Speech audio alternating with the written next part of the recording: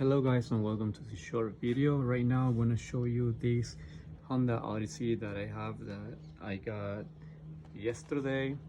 So the guy sold it to me with a leak on the steering fluid, and he said he changed this hose. So this hose is new, but it was still leaking. So what I did, I removed the hose. Super easy to remove.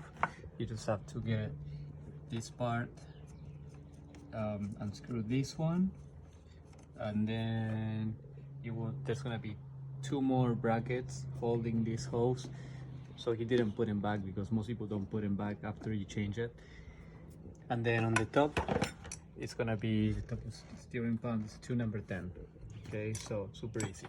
Once you get it removed, you will check this sensor right here, which is gonna be this one.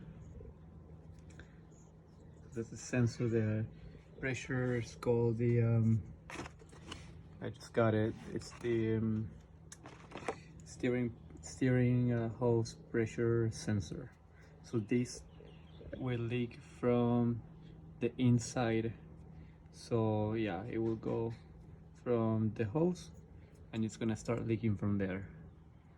So you guys want to check it. You guys want to spray some contact cleaner through there. If it goes through, then it's bad.